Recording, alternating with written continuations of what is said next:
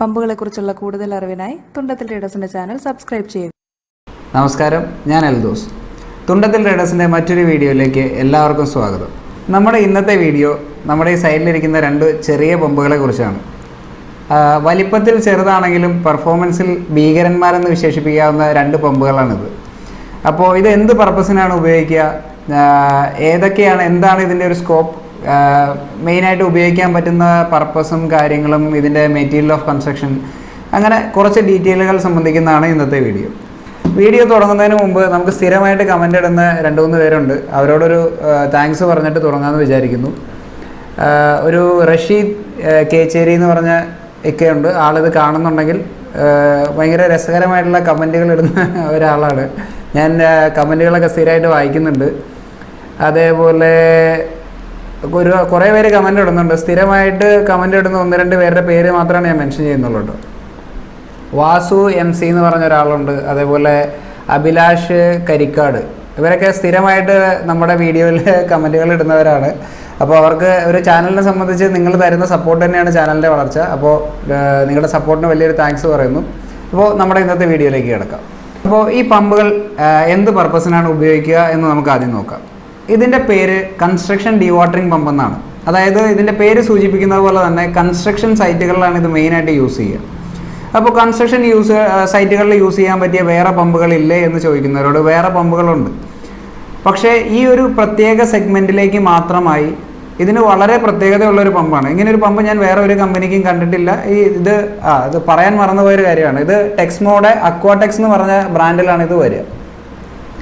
ഇനി എല്ലാവർക്കും ഉണ്ടാകുന്ന ഒരു കൺഫ്യൂഷനാണ്. ഈ അക്വാടെക്സ് എന്ന പേര് കാണാൻ നേരത്ത് ഇപ്പോൾ ടെക്സ്മോ എന്ന് പറഞ്ഞ പേര് ഇതിൽ കാണുന്നില്ലല്ലോ എന്ന് പറയും. അപ്പോൾ ആക്ച്വലി ഇത് ടെക്സ്മോയുടെ ഒരു പ്രൊഡക്റ്റ് തന്നെയാണ്. അവരുടെ ഈ ഇൻഡസ്ട്രിയൽ സെഗ്മെൻറ്റും അതേപോലെ ചില കാറ്റഗറിയിൽ വരുന്ന പമ്പെല്ലാം അക്വാടെക്സ് എന്ന് പറഞ്ഞ പേരിലാണ് വരുന്നത്. ഈ അക്വാടെക്സ് എന്ന് പറഞ്ഞ പേരും ടെക്സ്മോ എന്ന് പറഞ്ഞ പേരും അക്വാ ഗ്രൂപ്പിൻ്റെ കീഴിലാണ്. അപ്പോൾ പേര് കേൾക്കുമ്പോൾ സംശയിക്കേണ്ടത് ടെക്സ്മോയുടെ ഒരു പ്രൊഡക്റ്റ് തന്നെയാണ്.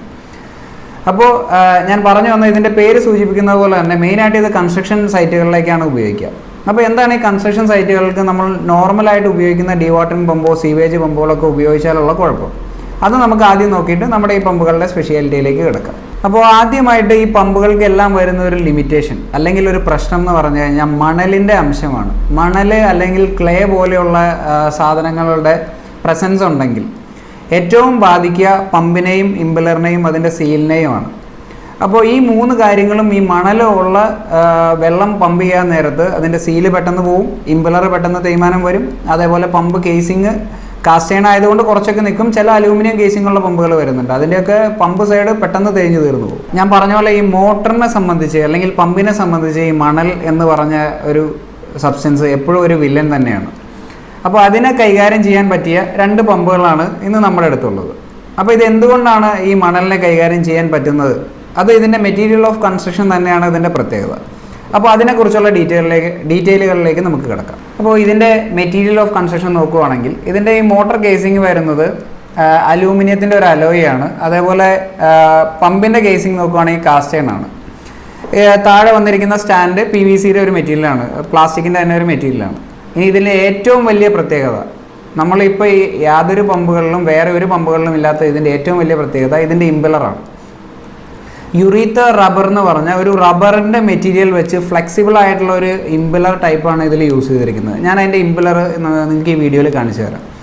ഈ പറഞ്ഞ ഇംപെല്ലർ ഞാൻ ഈ ഒരു കമ്പനിക്കല്ലാതെ വേറെ ഒരു കമ്പനിക്കും കണ്ടിട്ടില്ല. ഇനി വേറെ ആരെങ്കിലും മാനുഫാക്ചർ ചെയ്യുന്നുണ്ടോ, യൂസ് ചെയ്യുന്നുണ്ടോ എന്ന് എനിക്കറിയില്ല. ഞാൻ കൈകാര്യം ചെയ്തിട്ടുള്ള മേജർ ബ്രാൻഡുകളിലൊന്നും ഈ സ്പെസിഫിക് പർപ്പസിന് വേണ്ടി ഈ സ്പെസിഫിക് മെറ്റീരിയൽ ഉപയോഗിച്ചിട്ടുള്ള ഒരു കൺസ്ട്രക്ഷൻ ഞാൻ ഇതുവരെയായിട്ടും കണ്ടിട്ടില്ല.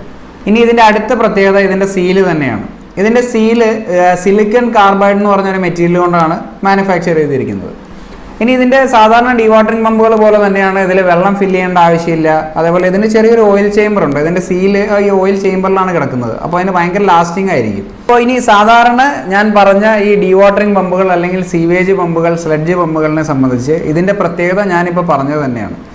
മണൽ കൈകാര്യം ചെയ്യാൻ പറ്റുന്ന വേറെ ഒരു പമ്പുകളും നമുക്കിന്ന് അവൈലബിൾ അല്ല. ഇതിപ്പോൾ ഇതിപ്പോൾ സിംഗിൾ ഫേസ് 2 മോഡലുകളാണ്. 1/2 HP 1 HP 2 മോഡലുകളാണ്. ഇതെങ്ങനെയാണ് വരുന്നത്? ഇതിൻ്റെ ഹെഡും ഡിസ്ചാർജും ഡെലിവറി ഡീറ്റെയിൽസൊക്കെ ഞാൻ കുറച്ച് നേരത്തിനുള്ളിൽ പറയാം. ഇത് മറ്റൊരു മെയിൻ സൈഡിൽ യൂസ് ചെയ്യാൻ പറ്റുന്നത് നമുക്ക് Msand യൂണിറ്റുകളിലാണ്. അതായത് നമുക്ക് എംസാൻഡ് യൂണിറ്റുകളിലൊക്കെ ക്ലേ വരുന്നത് നമ്മൾ പല ടാങ്കുകളിൽ ഫിൽട്ടർ ചെയ്ത് ലാസ്റ്റ് ഉള്ള ഫിൽട്രേഷൻ ടാങ്കുകളെല്ലാം, അതായത് ഫിൽട്രേഷൻ പർപ്പസ് എല്ലാം കഴിഞ്ഞ് ലാസ്റ്റ് ടാങ്കിൽ നിന്നാണ് നമ്മളിത് വെള്ളം അടിച്ച് പുറത്തേക്ക് കളയുന്നത്. അപ്പോൾ അങ്ങനെയാണ് സാധാരണ ഇപ്പോൾ നിലവിലുള്ള പമ്പുകൾക്ക് അത് കൈകാര്യം ചെയ്യാൻ പറ്റുള്ളൂ. കാരണം മണലിൻ്റെ പ്രശ്നം നമ്മൾ എപ്പോഴും പറയുന്ന പോലെ വലിയൊരു വില്ലൻ തന്നെയാണ്. അപ്പോൾ ഈ പമ്പുകൾ ഉണ്ടെങ്കിൽ ഈവൻ ഫിൽട്രേഷൻ ഇല്ലാതെ തന്നെ നമുക്ക് ഇതേപോലെയുള്ള പമ്പുകൾ ഈ എംസാൻഡ് യൂണിറ്റുകളിൽ നമുക്ക് യൂസ് ചെയ്യാം. അവരെല്ലാം യൂസ് ചെയ്യുന്ന ഇൻഡസ്ട്രിയൽ പർപ്പസിന് കുറച്ചുകൂടെ വലിയ 3 HP 5 HP തൊട്ട് മുകളിലേക്കുള്ള പമ്പുകളായിരിക്കും നോർമലി ഇതേപോലെയുള്ള, അതായത് എംസാൻഡ് യൂണിറ്റുകളിലൊക്കെ യൂസ് ചെയ്യുക. ഈ പമ്പുകൾ നമുക്ക് യൂസ് ചെയ്യാവുന്നത് മെയിനായിട്ട് നമുക്ക് പൈലടിക്കുന്ന കുഴികൾ, പൈലിന് വേണ്ടി താത്തുന്ന മണലിൻ്റെയും അംശം കൂടുതലുള്ള കുഴികളിൽ നിന്നും, ഇനി കടൽ തീരത്തൊക്കെ ആണെങ്കിൽ എന്തെങ്കിലും പിറ്റുകളോ കാര്യങ്ങളോ ഉണ്ടെങ്കിൽ അതിലാണെങ്കിലും മണലിൻ്റെ അംശം കൂടുതലുണ്ടാവും. അങ്ങനെയുള്ള സൈറ്റുകളിലാണ് നമ്മൾ കൂടുതൽ ഇത് യൂസ് ചെയ്യുക. ഇനി നമുക്ക് ഈ മോഡലുകളുടെ ഹെഡും ഡിസ്ചാർജും കാര്യങ്ങളൊക്കെ നമുക്കൊന്ന് പരിചയപ്പെടാം. ഇത് ഞാൻ പറഞ്ഞ പോലെ ഇത് രണ്ടും സിംഗിൾ ഫേസ് ആണ്. ഇത് 1/2 HP നമുക്ക് 1.5 മീറ്റർ മുതൽ 10 മീറ്റർ വരെ ഹെഡ് കിട്ടുന്ന ഒരു പമ്പാണ്. ഇതിൻ്റെ ഡിസ്ചാർജ് നോക്കുകയാണെങ്കിൽ ഇത് 1.5 മീറ്ററിൽ 12,000 ലിറ്റർ വെള്ളവും മാക്സിമം ഹെഡായ 10 മീറ്ററിൽ 3,000 ലിറ്റർ വെള്ളവും കിട്ടുന്നതാണ് നമ്മുടെ 1/2 HP പമ്പ്. ഇതിൻ്റെ കൺസപ്ഷൻ വളരെ കുറവാണ്. എനിക്ക് തോന്നുന്നു 2.7, അതായത് 3 ആംപിയറിന് താഴെ ഇതിൻ്റെ കൺസപ്ഷൻ വരുന്നുള്ളൂ. ഈവൻ ഈ പമ്പിൻ്റെ 1 HP പമ്പിൻ്റെ പോലും 4.5 ആണ് നമ്മൾ ചെക്ക് ചെയ്തപ്പോൾ വന്നുള്ളൂ. ലോഡ് കൊടുത്തിട്ട് വർക്ക് ചെയ്തപ്പോഴാണെങ്കിലും 4.5 ആംപിയറാണ് അതിൻ്റെ കൺസപ്ഷൻ വന്നുള്ളൂ. 1 HP സംബന്ധിച്ച് ഇത് 3 ഇഞ്ചാണ് ഇതിൻ്റെ ഡെലിവറി സൈസ്. ഇതിൻ്റെ മിനിമം ഹെഡ് 2 മീറ്ററും മാക്സിമം ഹെഡ് 17 മീറ്ററുമാണ്. ഇത് രണ്ടാമത്തെ മീറ്ററിൽ 18,000 ലിറ്റർ പെർ അവർ ഡിസ്ചാർജും മാക്സിമം ഹെഡായ 17ാമത്തെ മീറ്ററിൽ 3,000 ലിറ്റർ ഡിസ്ചാർജ് ഉള്ളൊരു പമ്പാണ്. അപ്പോൾ ഇങ്ങനെയാണ് ഇതിൻ്റെ സിംഗിൾ ഫേസിൻ്റെ സ്പെസിഫിക്കേഷൻ വരുന്നത്. ഞാൻ പറഞ്ഞ പോലെ ഇത് 8 HP 10 HP മുതൽ ഹയർ HP 3 ഫേസിലെല്ലാം അവൈലബിൾ ആണ്. ഇനി കോമൺ ആയിട്ട് വരാൻ പോകുന്ന ചില ചോദ്യങ്ങൾ ഞാൻ തന്നെ ചോദിക്കാം. ഇത് സിംഗിൾ ഫേസ് ആണ്, 3 ഫേസിലല്ല. ഇത് സിംഗിൾ ഫേസിൽ സാധാരണ നമ്മുടെ ന്യൂട്രലും ഫേസിലേക്കും കണക്ട് ചെയ്താൽ മാത്രം മതി. കപ്പാസിറ്റർ ഓൾറെഡി ഇതിൻ്റെ അകത്ത് മൗണ്ടഡ് ആണ്. അപ്പോൾ സെപ്പറേറ്റ് ഒരു കപ്പാസിറ്ററിൻ്റെയോ പാനൽ ബോർഡിൻ്റെയോ ആവശ്യമില്ല. ഇതിൻ്റെ അകത്ത് വെള്ളമോ ഓയിലോ ഒന്നും നമ്മൾ ഫില്ല് ചെയ്യേണ്ട കാര്യമില്ല. ഇതിൻ്റെ ആകെ ഞാൻ പറഞ്ഞ സീലിൻ്റെ ഒരു ചേമ്പറുണ്ട്, അതിൽ ഓയിലുണ്ട്. നമ്മൾ സെപ്പറേറ്റ് ഫില്ല് ചെയ്യേണ്ടയോ വേറെ ഒന്നിൻ്റെയോ കാര്യങ്ങളില്ല. സാധാരണ സബ്മേഴ്സിബിൾ പമ്പ് സെറ്റ് ചെയ്യുന്ന പോലെ നമ്മൾ ഇതിലൊന്നും ഫില്ല് ചെയ്യേണ്ട ആവശ്യമില്ല. ഇനി ഹോട്ടൽ വേസ്റ്റ് അടിക്കാൻ ഈ പമ്പ് പറ്റുമോ? ഹോട്ടൽ വേസ്റ്റ് അടിക്കാൻ ഈ പമ്പ് അല്ല യൂസ് ചെയ്യുന്നത്. അതിന് കാസ്റ്റ് ആൻഡ് ഇമ്പിലറുള്ള വേറെ മോഡലുകളുണ്ട്. അത് ടെക്സ്മോയ്ക്കുണ്ട്, ഈ പറഞ്ഞ ടെക്സ്മോയുടെ അക്വാടെക്സിനുണ്ട്, മറ്റ് ബ്രാൻഡുകൾക്കുണ്ട്. അപ്പോൾ ആ പർപ്പസിന് ഇതല്ല ഉപയോഗിക്കുന്നത്. നമ്മുടെ ഇനി ബേസ്മെൻറ്റ് ഒക്കെ ഡീവാട്ടർ ചെയ്യാനായിട്ട് അത് അധികം അധികം ചെളിയില്ലാതെ നമ്മൾ ഇപ്പോൾ കാർ പോർച്ച് പോലെ നമ്മൾ അണ്ടർഗ്രൗണ്ടിൽ ഉണ്ടാക്കുന്ന സ്ഥലങ്ങളിൽ വെള്ളം നിറഞ്ഞു കഴിഞ്ഞാൽ ഈ പമ്പ് ഉപയോഗിക്കാൻ പറ്റുമോ? ആക്ച്വലി ഈ പമ്പ് ഉപയോഗിക്കാം. ഇതിൻ്റെ തന്നെ വേറൊരു മോഡൽ കുറച്ചുകൂടെ ഹൈറ്റ് കുറഞ്ഞ് വരുന്നുണ്ട്. അപ്പോൾ നമുക്ക് മാക്സിമം വെള്ളം പമ്പ് ചെയ്ത് ഡീവാട്ടർ ചെയ്യാൻ പറ്റും. അപ്പോൾ അതിന് പറ്റുന്ന വേറെ മോഡലുകളുണ്ട്. ഇത് നമുക്ക് ഞാൻ പറഞ്ഞ പോലെ മെയിനായിട്ട് കിണർ വറ്റിക്കുന്നവർക്ക് ഉപയോഗിക്കാൻ നല്ലൊരു ഓപ്ഷനാണ്. ഇത് ആക്ച്വലി എല്ലാ പമ്പുകളും നമ്മൾ പോർട്ടബിൾ ആണെന്ന് പറയുന്നുണ്ടെങ്കിലും ഇത് ശരിക്കും ഒരു അൾട്രാ പോർട്ടബിൾ എന്ന് നമുക്ക് പറയാം. കാരണം ഈ 1 HP പമ്പ് 19 കിലോയെ വെയിറ്റ് വരുന്നുള്ളൂ. ഈ 1/2 HP പമ്പ് 11 10 കിലോയോ അത്രയാണ് ഇതിൻ്റെ വെയിറ്റ് വരുന്നുള്ളൂ. സോ ഈസിലി പോർട്ടബിൾ ആണ്. നമുക്ക് പല ആവശ്യങ്ങൾക്കായിട്ട് നമുക്ക് കൊണ്ട് നടക്കാവുന്ന വളരെ പോർട്ടബിൾ ആയിട്ടുള്ളൊരു പമ്പാണ്. ഇനി ഇതിൻ്റെ പർപ്പസ് മെയിനായിട്ട് നമുക്ക് കിണർ വറ്റിക്കുന്നവർക്ക് ഉപയോഗിക്കാം, എംസാൻഡ് യൂണിറ്റുകളിലേക്ക് ഉപയോഗിക്കാം, പൈലടിക്കുന്ന കുഴികളിലും മറ്റും മണൽ കൂടുതലുള്ള എന്ത് പർപ്പസിനും നമുക്ക് ഉപയോഗിക്കാം. ഏതൊരു കുഴിയാവട്ടെ. ഇനിയിപ്പോൾ കൺസ്ട്രക്ഷൻ സൈറ്റ്, നമ്മുടെ നിലവിൽ കൺസ്ട്രക്ഷൻ പ്രോഗ്രസ്സിലിരിക്കുന്ന സൈറ്റുകളിൽ വെള്ളം നിറഞ്ഞു കഴിഞ്ഞാൽ അതിനും ഉപയോഗിക്കാം. ഞാൻ ഇതിൻ്റെ സ്കോപ്പ് നിങ്ങൾക്ക് മനസ്സിലാകാൻ പാകത്തിന് ചില വീഡിയോസ് ഞാൻ കമ്പനിയിൽ നിന്ന് കളക്ട് ചെയ്ത് വെച്ചിട്ടുണ്ട്. അത് നിങ്ങൾ കാണിച്ചു തരാം. ഈ പമ്പുകൾ യൂസ് ചെയ്യുന്ന, അതായത് ആക്ച്വൽ സൈറ്റുകളിൽ യൂസ് ചെയ്യുന്ന ചില വീഡിയോസ് എൻ്റെ കയ്യിലുണ്ട്. ഞാൻ ആ വീഡിയോസും നിങ്ങൾക്ക് ഷെയർ ചെയ്ത് തരാം. അത് കാണുമ്പോൾ നിങ്ങൾക്ക് ഏകദേശം ഒരു ഐഡിയ കിട്ടും. അതുകൂടാതെ ഞാൻ ഈ പമ്പ് നമ്മുടെ ഇപ്പോൾ ടെസ്റ്റിംഗ് ടാങ്കിലേക്ക് കൊണ്ടുപോവുകയാണ്. ടെസ്റ്റിംഗ് ടാങ്കിൽ ഇട്ടിട്ട് നമുക്ക് ഇതിൻ്റെ പെർഫോമൻസ് നമുക്കൊന്ന് ചെക്ക് ചെയ്ത് നോക്കാം. ഓക്കെ.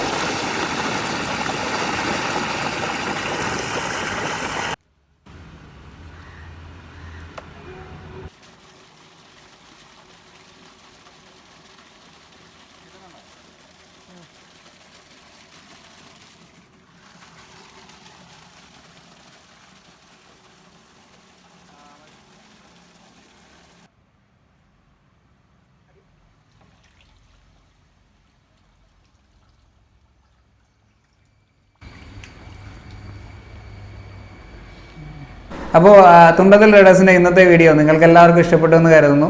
ഇഷ്ടപ്പെട്ടെങ്കിൽ നിങ്ങൾക്കിത് ഈ വീഡിയോസ് എല്ലാം ഉപകാരപ്പെടുന്നുണ്ട് എന്ന് തോന്നുന്നുണ്ടെങ്കിൽ ഇത് മറ്റുള്ളവരിലേക്ക് ഷെയർ ചെയ്ത് കൊടുക്കുക. അപ്പോൾ തൽക്കാലം വിടവാങ്ങുന്നു. Thank you.